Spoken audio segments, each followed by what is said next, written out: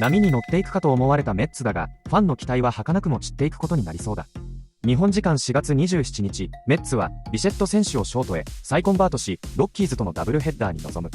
しかし1試合目は1対3、2試合目は0対3と頻打に泣いていずれも敗戦。この日2試合目に登板した千賀滉大投手も3回も多数3失点でマウンドを降り、今後についてはスターンズ GM と協議する予定と報じられている。12連敗から脱したのもつかの間、2連勝の後3連敗で再び借金は2桁に逆戻りしている。この日の2試合でメッツのハイライトと呼べるシーンは、マスコットキャラクターのミスターメットが逆立ちを披露したところぐらいだろう。試合後インタビューに答えた主砲の外選手はメンドーサ監督をかばう発言をしているものの、レッドソックスのコーラ監督しかりコーチ人事に関する抜本的な改革がなされる日もそう遠くはないだろう。それではここからまたもや連敗街道を進み始めてしまったメッツに対するファンやメディアの反応を紹介しよう。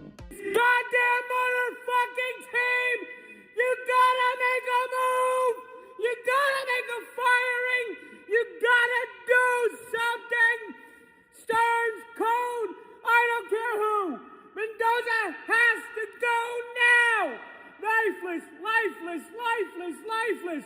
Stearns, your problem too. This whole team doesn't look like they give a fuck. They show no energy, nothing. Roll over and die to the Rockies. They just got swept by the fucking Rockies. They were lucky to win 2 against the Twins. This team could be losing every single game. Nobody seems to give a fuck. Mendoza is a brain dead motherfucker. This has gotta stop. You know, Jenks is going to Italy to get away from this shit. I need to get away from this shit. I need to go on the road. I need to go somewhere this summer. Find me something to do. I can't watch this team anymore.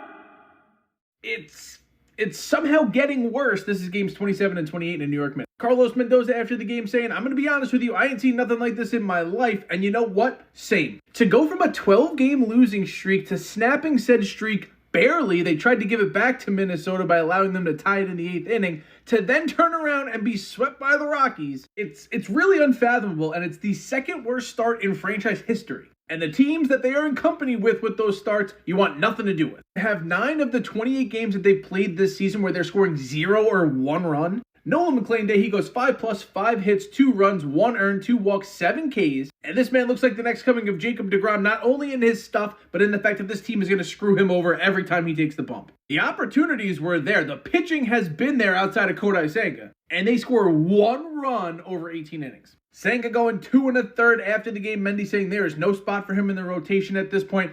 Basically, there's no spot for him on this team. And here's the thing, and this is the part that's most concerning to me, is that going into the season, yes, we had questions about the offensive production. You're losing a guy who's a 40-plus home run, 100 RBI guy, another guy, a career-high 25 home runs for his season, 92 RBIs. Where is that production going to come from, especially you lose Soto early, now he's back, now Lindor's gone. Throw all of that out the window. Yes, they haven't been scoring runs. Once they find a way to get that issue addressed, now you have to hope that the starters will continue to perform the way that they've been going. And as we all know as Mets fans, when one thing goes right, obviously the other's not gonna. And therein lies the ebbs and the flows of baseball season, because when you start out this slow, it just doesn't lend you any wiggle room to turn things around. Yes, the Phillies are also in the basement. Somehow, someway, almost to a detriment, because now it's a double-edged sword, because now, who's gonna fire their manager first to go try to talk to Alex Cora? Alex Cora, the World Series winning manager from the Boston Red Sox. The city of Boston loves him. And next thing you know, he's being shown the door with a better record than what we got going right now.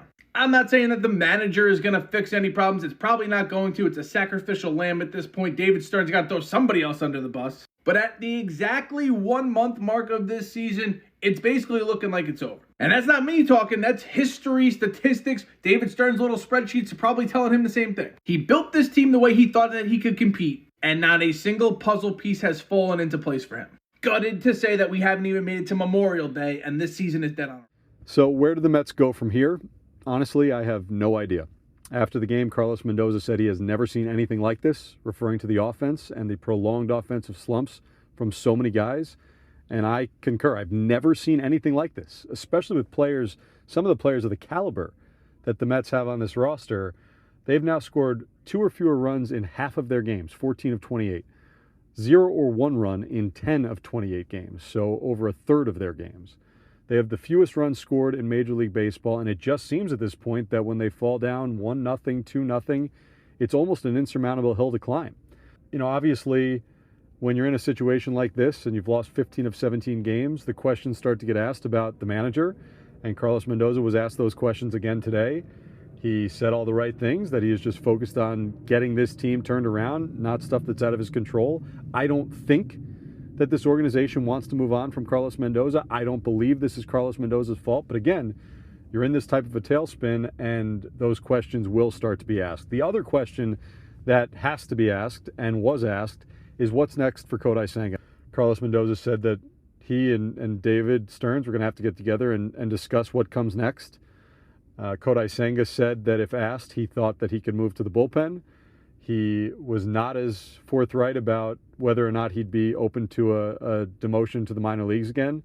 But it's clear at this point that Kodai Senga's role on this team is very, very much up in the air. Mets have an off day tomorrow, then try to right the ship against the Nationals. But listen, hand up. I have been saying for weeks that it is incredibly early, and it still technically is, but it is getting late incredibly quickly. And right now, continue to be a lot of questions and very, very few answers.